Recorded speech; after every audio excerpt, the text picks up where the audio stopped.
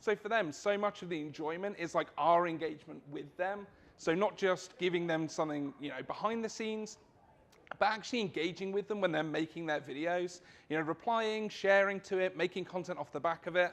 We've started doing a lot of what we consider like back and forth content with our creators now. So we'll create a video, our creators will react to that, and then we'll reshare their reaction with our thoughts, which has been really fun. It creates like a nice feedback loop that again makes them just feel like part of your community rather than a separate walled off area of it. Absolutely. I think that's kind of changed over the years too, right? Like I think just it's always kind of been just they're the community, we're the developer, they'll kind of get that information when we give it to them. Yeah. Now it's just a little bit more sort of tied together and just kind of them as an extension of your team almost. Yeah, absolutely. And they're so excited to be involved. That's the wonderful thing is like, what you're creating, in my mind at least, what you're creating as a developer is fun. Like you want people to be enjoying your game.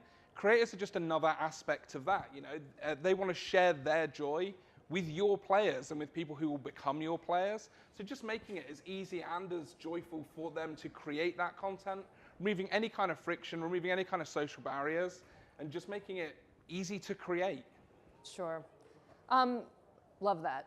It makes sense, right? Yeah. So I think just kind of on the same lines as like, I guess on the live streaming front, that's a really interesting one just to kind of see in the sort of content variety of platforms.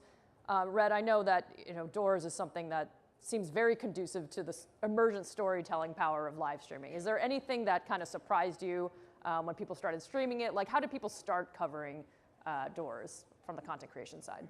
To be honest, I really thought that the big Doors YouTube scene would be lore, but it turns out that it was more on the side of challenges, and because of that, our most recent modifiers update was very, very inspired by the challenge scene on YouTube, wanting to allow these creators to do it themselves without having to ask us to like make custom scripts for them or for them to go to the worst and have to mod the game. Very cool. And then kind of going back to the content creator side, simple question, I think, what content tends to perform best for you? I'll start with Lana. My content, I do a lot of green screen content, so I'm here and the game's behind me. I know that does really well for me. I've been doing it for a long time. I also do split screen where my face cam's at the bottom and gameplay from like streams or something's at the top. Or I'll just come up with like a little skit. And also I do IRL stuff. They have Hello Kitty Cafe in Roblox, and then I'll go to it in either Irvine or Vegas. Went to the Vegas one recently. I posted, oh, I'm at Hello Kitty Cafe IRL, and people were like, oh my God. But I noticed a lot of green screen stuff does well for me, and I've been doing it for almost like 3.5 years. It's just now I've add more things so it looks more eye appealing to the audience, whoever's watching, but definitely green screen. Nice. How about you, Sabrina? For Terabyte Games, what performs best right now would be kind of like collection games, like simulators. One of our actually first videos to really go super well was covering the Adopt Me Pets update. So pets became a big part of our channel.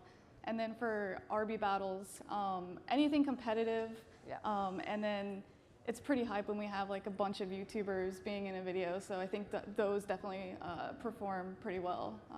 Sure. Have you guys, on the developer side, I'll start with Jesse, have you kind of kicked off maybe collaborations between YouTubers or facilitated something between YouTubers that? Yeah, absolutely. Cool. So one of the things we do as part of our kind of creator or influencer program is we have a private section of our Discord where our creators can have access to us, they can get support, they can ask questions, but they also have access to each other. Yeah. And we share all our information. We don't share it privately with each creator, we share it in that public space. So any kind of content ideas can be thrown back and forth, collaborations can start. We find it, again, just that really communal experience, that community experience. Building a community not just of players, but a community of creators who create for our game helps build that stronger. And like, selfishly, you want people to continue to make content about your game and not someone else's. If they're surrounded by friends who are also making,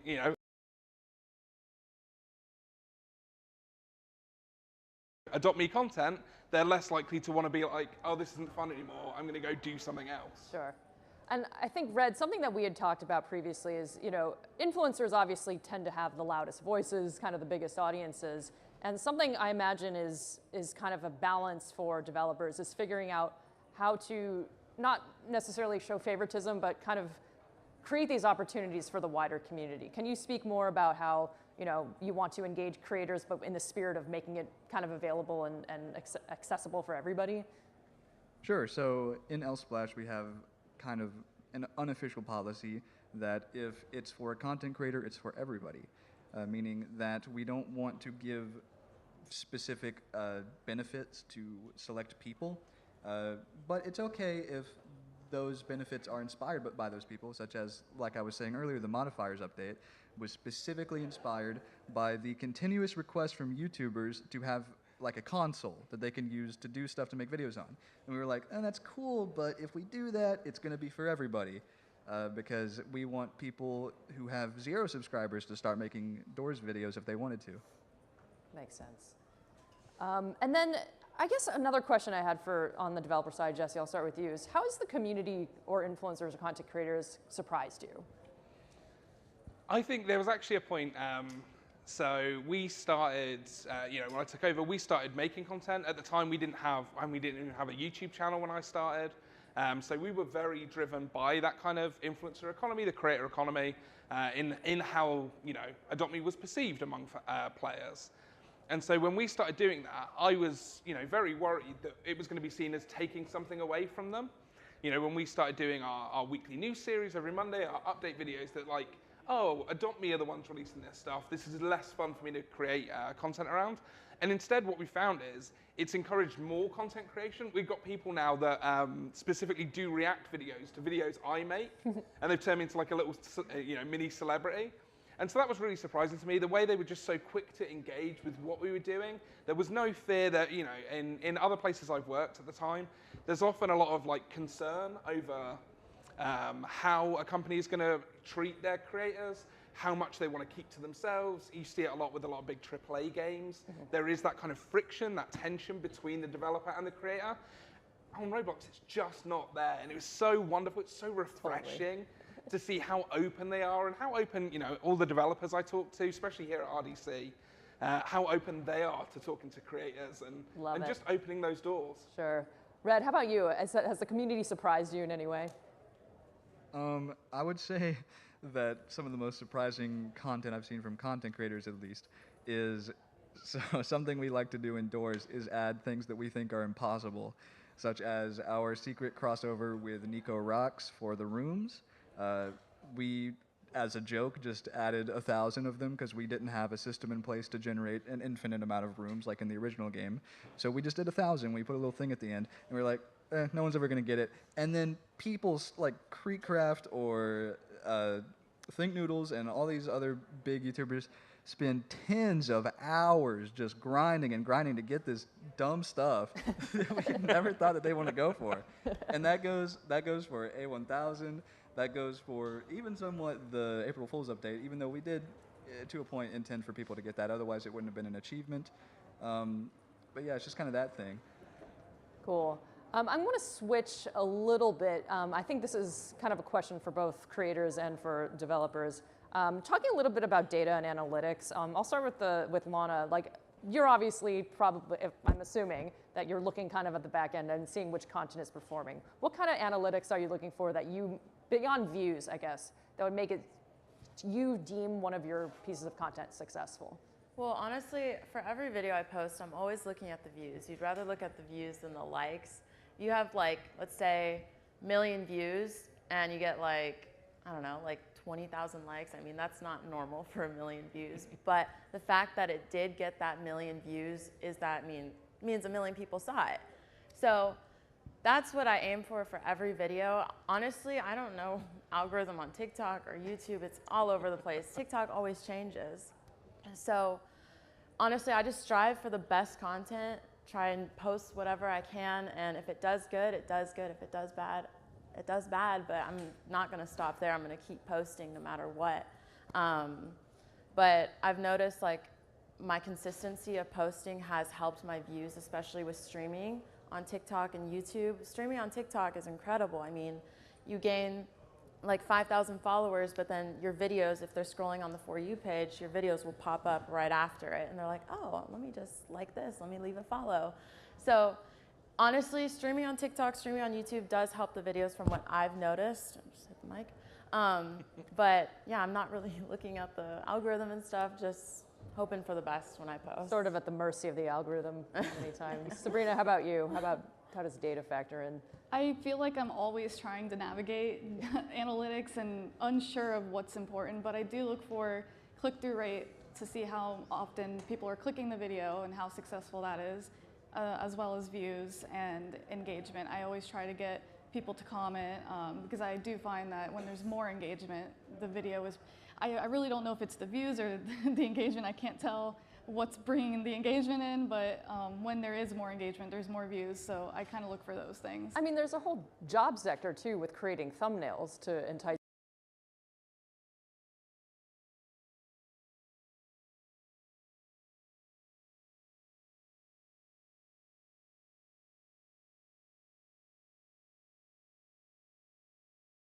people to click. Oh, yeah. So, I mean, it's like a relatively new job within the past decade, I would imagine. It's definitely tough. And how about you guys on the sort of development side? How are you looking at data and I'm analytics? obsessed with data. So this is my Monday morning. It's like 4 hours. I'm in every platform. I'm checking what we're doing. I'm capturing it. I'm comparing it to last year. I'm comparing it to last week. I'm obsessed now with engagement rate. Yeah. Making sure we put out so much content. So on average, we put out 10 to 12 new pieces of video content a week across YouTube, TikTok, Instagram, Twitter. And so as part of that, I'm like, are we always making what our players want to see? Are we making what creators want to react to? So engagement rate is how I check that. And we, luckily, again, have some amazing engagement. On TikTok, we're actually above 10%. So for every 10 views, we're getting at least 1 like, 1 reply. So making sure that stays consistent. If I see that drop, that's kind of triggers me to go, oh, we're doing something wrong. We're losing our audience. We're not giving them what they want. So yeah, that's my North Star right now. That makes a ton of sense. And we actually only have a few seconds left. Red, I'm going to end on you. How does analytics and data factor in? All right, I'll wrap it up quick. So as being very new to this whole thing, I am obviously not very grizzled and know my You're not as way old as through me, it. is what you're saying. Yeah. But what I can say from what I've learned from just starting is that I tend to look at the negative data a lot. Yeah. And I keep freaking out about stuff. I'm like, Splash, we got to do this because, and he just tells me, chill. It's not that big of a deal. The way that our game works is long form, so I'm sure many of you know that we don't release weekly updates like many games, and many people think we should. We release periodic updates that are very large. And Totally. But it works for us, and that I feel like is what matters. Always got to pay attention to the data. But I think we could have talked for probably 2 more hours on this, but sadly we're at time. Thank you guys so much for joining the panel. Really appreciate you all. Yeah.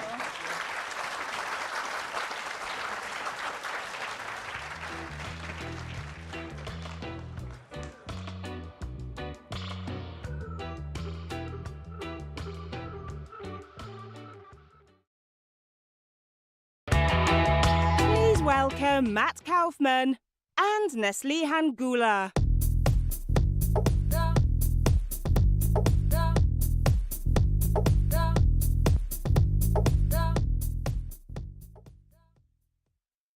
My name is Matt Kaufman. I'm the Chief Safety Officer for Roblox. And I am Nesli Hangula. I am the Engineering Manager for Engine Security Team. You know, I just realized we don't have a clicker. Oh yeah, where is it? Hold on a second. While they're grabbing us a clicker, we're just going to go by memory. So we're going to be talking about innovations in safe and secure experiences on Roblox. I will kick it off. Thank you. All right, technical problems. I will kick it off. Let's see with my clicker. I'm going to kick it off by talking a little bit about civility and what civility means for us on the platform and how we can partner together on that. Then we'll turn to talking about some work that we're doing right now to address some of the safety issues that you, the developer community, have raised. and then we'll turn it over to Nestle Han, who will talk about exploit protection. Yes. All right, so with that, we'll get started. All right, our goal is to become the leader in civil immersive online communities. And we think we can do that with partnering with you, the developer community. So I already talked about what we're going to cover today, so we're going to jump right into it. So let's talk about civility. Civility is where you have people who feel like the situation they're in is fair, respectful, and helpful.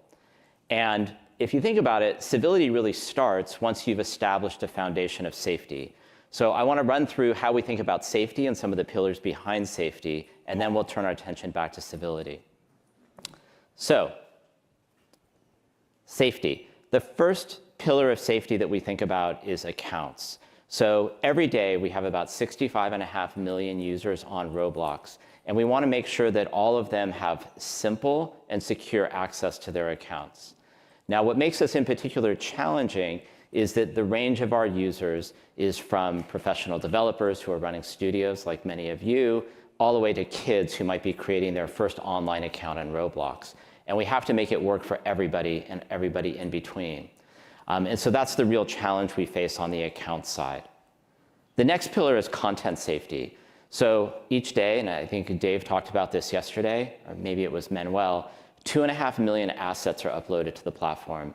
That includes images, meshes, video, audio, animations, all kinds of stuff. And what we try and do is make sure that we review every single one of those assets to make sure that it complies with our community standards. In the future, we imagine a time where assets can also be targeted towards specific age groups. So if you think about our experience guidelines and you say, okay, well, we have 17 plus or we have all ages, we imagine a future where you could tie assets to a particular age rating, and then we would have that work through the system so that people only see content which is appropriate for their age. We don't have that today, but it is something that we've been thinking a lot about. The next pillar is communication safety. So with communication, each day, about 3 billion text messages and 450,000 hours of voice communication. And our job is to make all of that as safe as it can possibly be. Now, making it safe, if you lean all the way into safety, actually you could say, hey, we shouldn't have any communication at all. So actually there's a balance there. It's between safety and freedom of expression. And we want to create a platform which is both safe, but also where people can hang out with their friends, express themselves, and have real conversations. And when we think about like how we manage that, it is also fairly complex given, one, all of the different languages that people speak, often the same multiple languages on the same server, and also the wide range of ages on the platform, and how we think about what's safe for, say, somebody who's young versus what's safe for somebody who might be over 17. And the next pillar that we think a lot about is user feedback. So on the platform today, each day, about 2 million pieces of feedback come to us. Most of that is coming from inexperience reports, which we sometimes call abuse reports, but it's also coming through the developer forums, and it's coming through customer service. And our first job is to try and make that information that's coming in as actionable as possible. So one of the things that we've been working on that you may have noticed is our inexperience reporting system is starting to let you take pictures of what's happening in the experience and mark it up and kind of tell us like, hey, something felt wrong, and I'm going to show you exactly what it is. And it's something that's been out in tests, but we plan on launching it to most people in the coming month or so. And so that's all about trying to make everything as actionable as possible. And we use all of this feedback that's coming in. We use it to address product challenges, to adjust our policies, and also to address specific safety concerns. So I want to talk about like one area where we've used a lot of that feedback recently, or within the last year, to make some big changes, and that's in text filtering. So we get lots of feedback on, text that should or should not be filtered, or people who feel like conversations are problematic and whatnot. We take all of that and we label all of this text conversation. And what we've actually done is used that to train models for voice, detecting toxicity in voice, which is incredible because we have this like vast database of text in many languages, and we're able to use that and learn from it to create voice models. And now what we talked about yesterday, and that you may start experiencing, is in experiences, if we detect some type of behavior that does not follow our community standards, we'll pop a little alert to the person who's speaking and say, hey, reminder, like we have these community standards. Please, maybe reconsider how you're talking about things, and maybe bring a little bit of civility to the conversation. So that's been out for a little bit. We're already seeing some really interesting results from that, and we're going to continue iterating on that both in English, and we'll be launching other languages in the future. So taking together all of these things, accounts, content safety, communication safety, and user feedback, this constitutes our safety platform. And so we have a pretty large development team who's working on this all the time, taking in your feedback and making adjustments. And then there's also thousands of moderators and customer support agents behind this who are covering a large number of languages. They're working 24/7, all working to keep the platform safe. All right, so we've talked about safety is like this foundation for building civility on top of. So let's go back to civility. So remember, civility is where you feel things are fair, respectful, and you feel that they're helpful. But civility is complicated because it depends on context. So consider this. If you're out with your friends on a virtual hike somewhere, it's your closest friends, you've known them for years, what you say and how you behave is going to be very different than if you're like at a school setting, and maybe you're studying with people you don't even know. And it may be very different than if you're in some competitive game or something like that. So civility is contextual. And the reason why it's so important to be talking to all of you, the developer community, about this is because I think that it's a partnership between the two of us to bring civility to the platform. Because all of you are actually the ones defining the context. You know the experiences that you're building. You know who your audience is. And I think you have a pretty good idea of what you expect to happen there. And so we see our role is providing you a platform to be able to bring civility to your experience. So let's talk about how we're imagining doing that in the future. So the first thing is finding a way for you to be able to demonstrate your policies. So if you think about that, like the policies that you have, like if it's a shooting experience, you might have a non-camping policy. Whatever it is, we want to make it easy for you to define those policies and make it easy for users to be able to see what they are, maybe alongside our community standards, because your policies always sit on top of our community standards. The next thing we need to do is give you the tools to manage your community. We all know that sometimes we have users who need to take a break or maybe just need not to be in the experience at all. So we are launching platform abilities to ban users, and not just users, but their alt accounts as well. And that's why we're doing it at a platform level, because we're able to determine those connections between accounts. Nestle Han's going to be talking about the specific APIs in her section later on. The other thing, by using our platform tools to manage these bans, it also creates opportunities for those users to appeal those decisions. Because sometimes something happens, things go wrong, and maybe somebody really made a mistake and we want to undo it. We can provide tie-ins to our appeals process for that. And the last thing is providing you insights. So there's a lot of stuff that happens in your experiences from a safety perspective. People are muting each other, they're blocking each other, they're making friends, they're unfriending. We know what's happening with like text moderation or voice moderation. There's all kinds of stuff. And what we want to do is be able to give you insights into what's happening in your experience, maybe even where in your experience these things are happening, so that you can take that and use it to tune your stuff. Now, the insights go further. For some of you who are working on experiences where you can create content, our plan is to eventually be able to give you APIs where you can pass content to us, and we'll let you know whether that content created in the experience follows our community guidelines. All right. So that's how we think about civility in the future. So now let's talk a little bit about some of the work that we're doing today, and really in the last 6 months to a year, on improving safety based on a lot of your feedback. So the first thing is improving content moderation. We've heard a lot from you that content moderation can be a real challenge. Sometimes we get it wrong. And when we get it wrong, it slows down your workflows, and worse, it can end up in bans.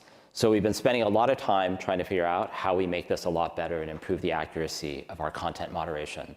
The first thing we're doing is retraining of all of our moderation staff. What we found is over the years, different parts of our moderation community have been trained to different standards, and this has caused inconsistencies. So we're out there and we're working on retraining and building all kinds of systems so we can constantly train people, not just do it once, but have training be a constant part of people's day-to-day job. The second thing we're doing is if content is moderated, whether it's moderated from some machine algorithm or moderated because of a human decision, if it's moderated, what we want to do is we want to do a secondary review. And in that secondary review, we'll come in and we'll say, like, hey, are we really sure? We've already implemented this for images, and we're planning on doing it for other asset types as well. The next is scaling moderation through machine learning. So we think through algorithms, we can make much more consistent decisions and much faster decisions.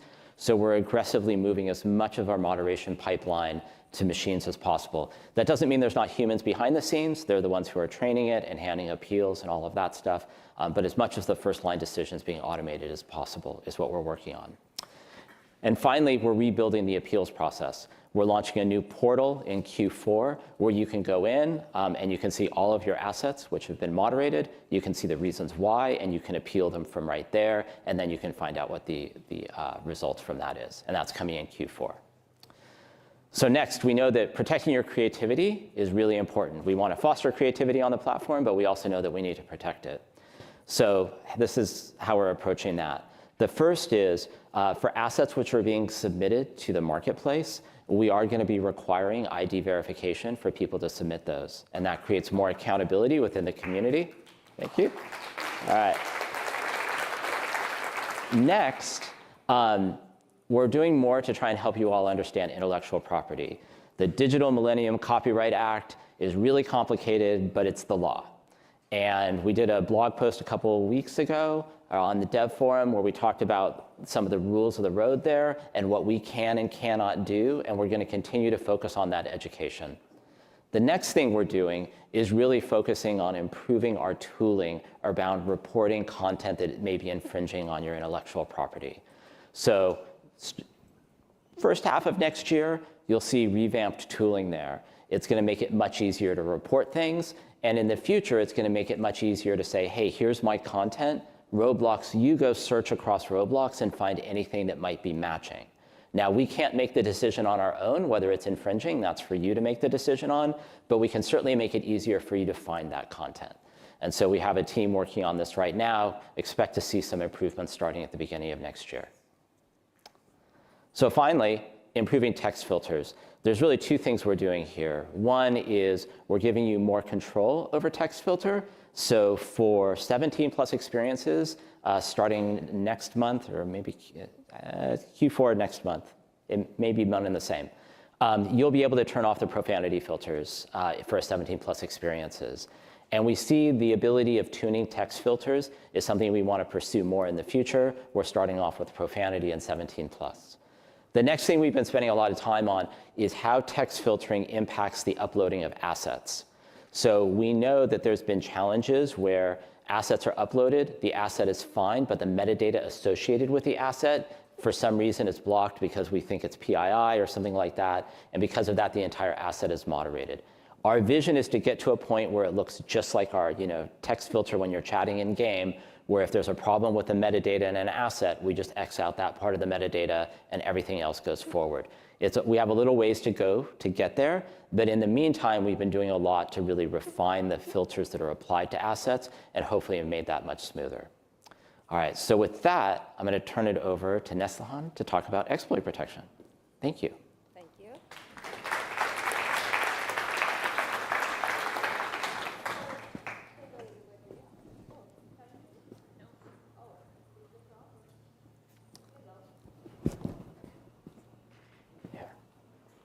You want to use mine? Yeah. I don't know if I can get it out of here. Maybe I can take it. Hello, hello. There you go. No.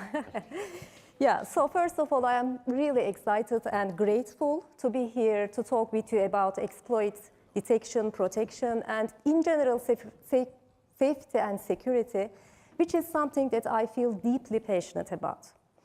So I would like to acknowledge first and foremost the significant impact of exploits on the experiences you create on Roblox.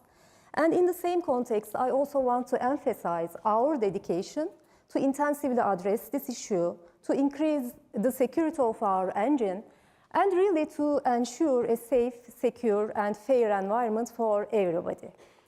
Today, in this presentation, we are going to dive into the specifics of how we approach this problem. We will talk about our defense in-depth strategy, which includes multiple layers of security. We will take a look at the roadmap for each layer. We will explore several prominent projects that we have achieved and discuss the impact that we have already achieved or strive to achieve. So let's get started. What do we really mean by multi-layer approach to exploit protection? Well, in the wild world of security, it is practically impossible to build a solution that can provide absolute security against all possible attacks. The same applies to our problem, exploit protection. There is no foolproof solution to prevent continuously evolving attackers on the platform. So our focus is not about finding the perfect single answer, but instead we focus on making it difficult, expensive, and non-beneficial to exploit on Roblox. We build solutions as a multi-layer approach to reach that goal. By following this layered approach, we increase the complexity and the obstacles that the attackers must overcome to enhance the overall security. The first layer is prevention. So we build systems to prevent exploits from happening in the first place. Of course, software protection is an important aspect of that, but we think a lot about server-side validation and server authority in that category as well. The second layer is detection. If we cannot prevent the exploit from happening, then the next best thing we can do is to detect and respond it quickly, while fulfilling the gaps that we discovered in the prevention layer. And finally, in the deterrence layer, we try to change the behavior of the exploiter by taking actions. These actions usually include kicks, bans, warnings, but in some specific cases, this can even include taking legal action. So rest of the presentation, we will take a closer look at each layer. In the prevention layer, our most significant innovation this year was the release of Hyperion. We have also introduced a new feature to prevent denial of service attacks, and I will provide further information about these two projects. But before that, since I believe you care about it, I want to talk about server authority. Briefly mention our ultimate goal to prevent physics exploits, which is making it possible to develop server authoritative games on Roblox. In order to do that, we are working on a more robust programming model that will simplify how the scripts synchronize data between client and server. This is a long-term project, and I won't be providing additional details, but in the long term, this is something we believe that will transform how developers work with engine. So please stay tuned for the updates in the upcoming years. So let's talk about something that has been really successful, Hyperion. Hyperion is an anti-tampering system that protects our Roblox client when it runs on the user's machine. You have already heard from Dan and also Peg. It had a great impact by reducing exploits and boarding on the platform. So I'm not going to talk about these statistics, but have you seen these salty tears from the exploiter community?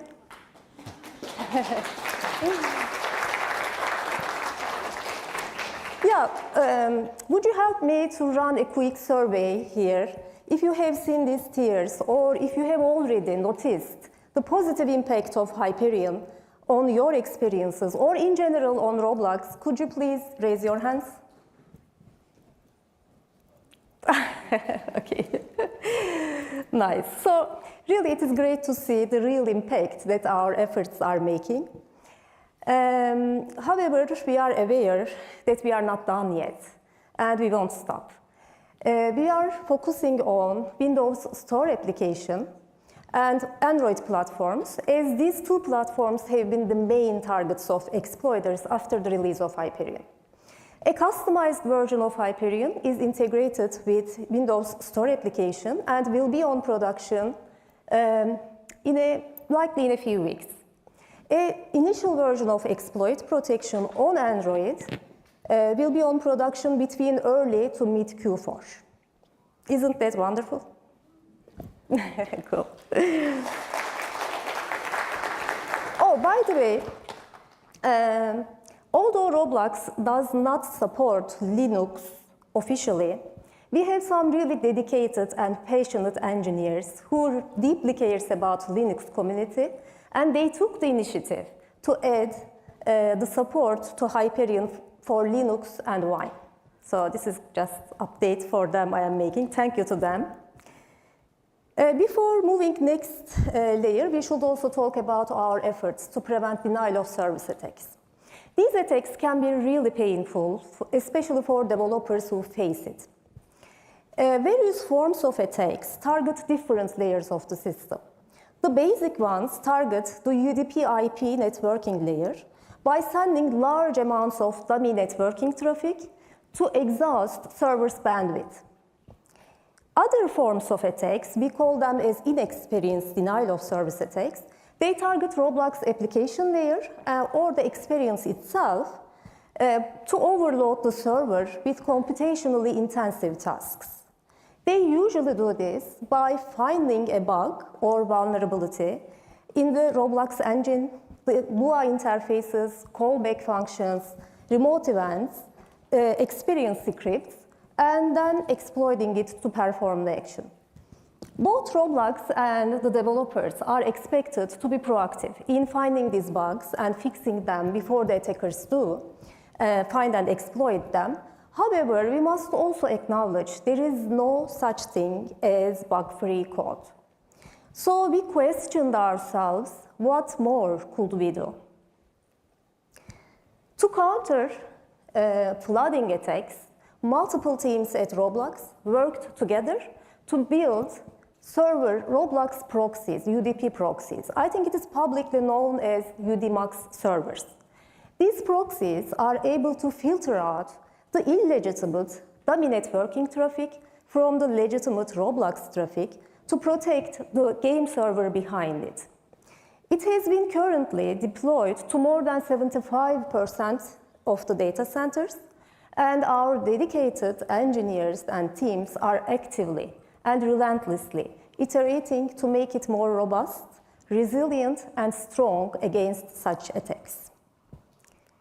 To reduce the likelihood of inexperienced denial of service attacks, we have introduced fair resource sharing.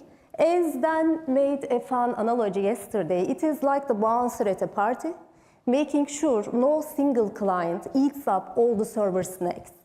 In other words, we try to make sure all clients use the server resources fairly. It is implemented 100% in production now, and after weeks of monitoring and working closely with the developers who face the attacks, we have seen highly positive results. If you notice any denial of service attack on your experience, please reach out to us for support. Otherwise, there is no action needed on your end, as this comes as an out-of-the-box solution integrated with our game engine. So the second layer, we focus on detection. I'm not going to talk about our exploit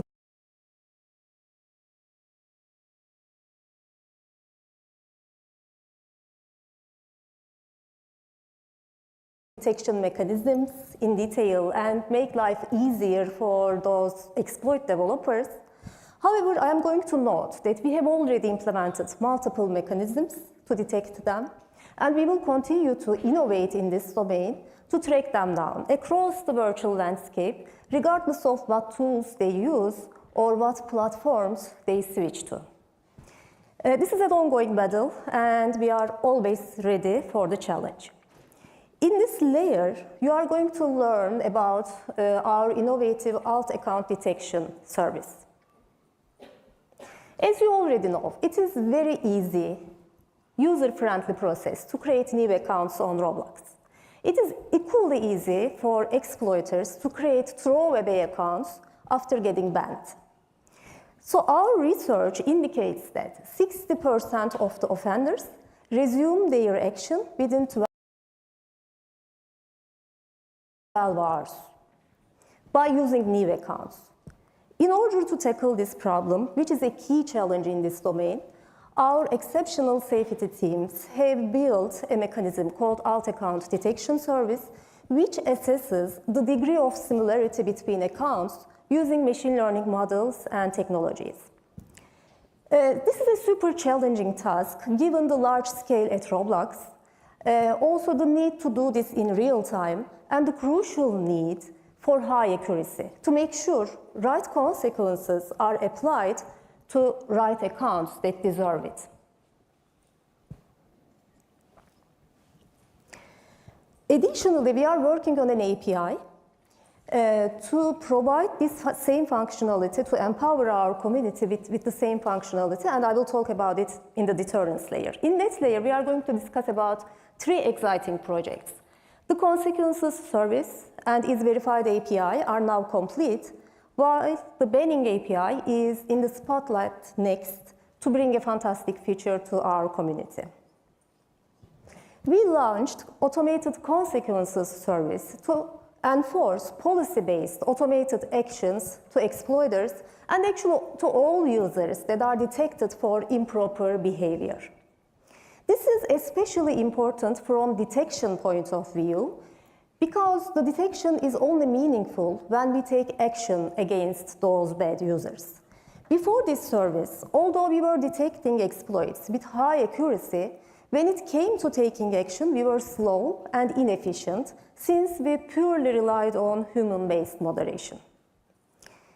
We initially launched this system at a relatively low rate, around 10%, and we applied consequences to more than 350,000 accounts. And remarkably, despite the low rate, we have seen 4% increase in alt account creation.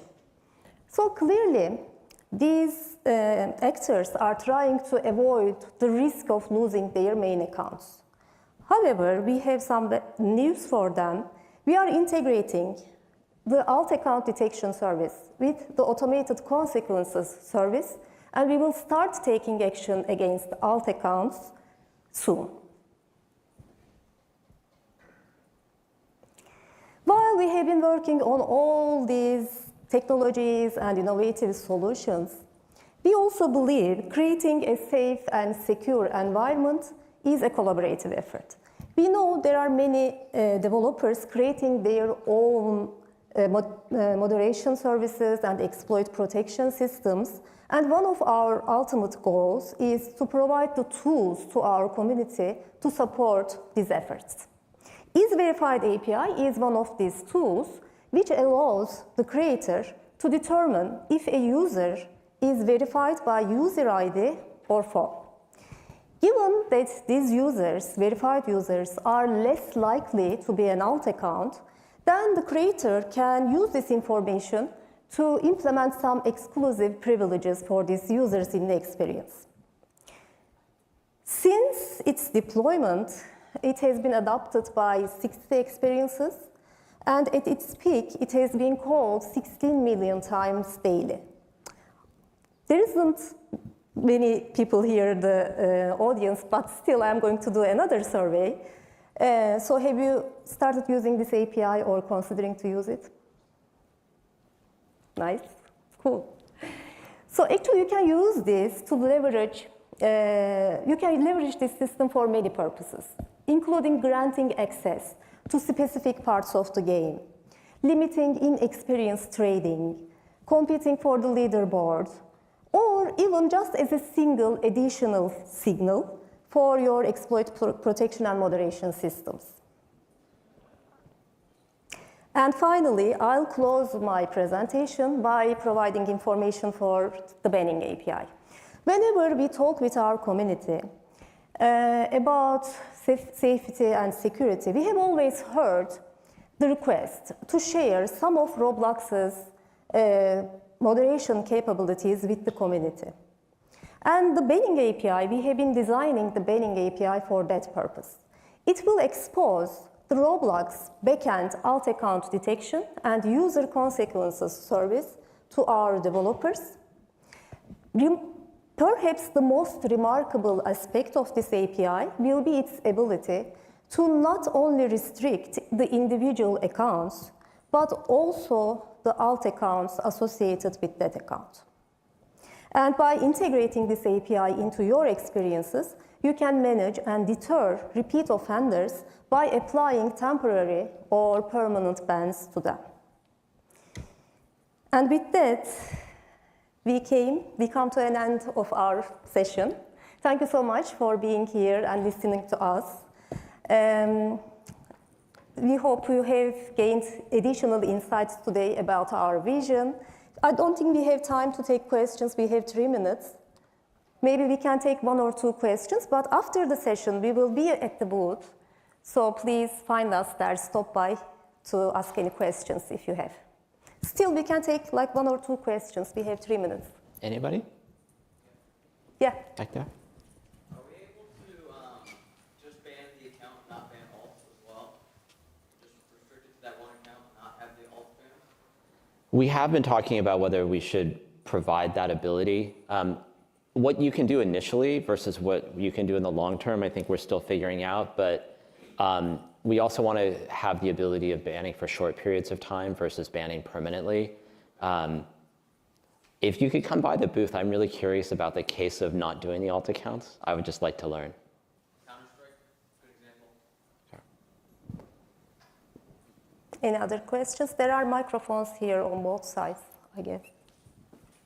So the banning API, will it ban you for like a single game, or if it's like a group experience, will it ban you for all group games, or will that be possible? So the banning API, so first of all, alt account detection service is going to be integrated with user consequences service for Roblox moderation first, before we open it up to our developers. And when we do it, we are going to start with severe offenses first in Q4. And by time, we are going to extend its coverage to cover all types of misconducts, including exploits. For the banning API, it is not clear yet. We are still like designing the system, but probably we are going to follow the same path there. So we are going to start with severe offenses and then extend its coverage further by time. So please expect to hear more about it from us in upcoming weeks and months. I think we have time for maybe 1 or 2 more questions. Yeah, for much younger kids, like we're thinking ages 8, 10, how do we deal with things like legal action and ID verification? What are the alternatives? It's like, I don't think you can sue a 9-year-old, right? Are we talking, so the question is, how do we manage younger kids, maybe around IP protection when it comes to legal issues and stuff like that? It is a good point. We are trying to figure some of this stuff out right now and working on how we handle appeals processes and other things like that with kids who are under 18 or even under 13 and who don't have IDs. I don't have a good answer right now, but it is something we're spending a lot of time thinking about. Actually, just one example, when we found out a bad actor, we also found out they are below 18, you know, and so we reached out to their parents. Yeah. We have done, so for some actors on the platform who have been we've dedicated malicious actors who have been wreaking a lot of havoc, we will reach out directly to their parents and reach out and work with law enforcement in order to address that. I think that the bigger issue for us is how we handle things like intellectual property rights at super scale and how we manage stuff like that. I think we are fairly unique in the scale that we operate at with the younger kids, so it's charting a little bit of new territory there, but it's a really good question. Mm-hmm. I think with that, I think we're out of time. Yeah, we are out of time. But Nestle and I are going to be at the booth, it's that way. And so if you have more questions, please come by. Thanks, everybody. Thank you.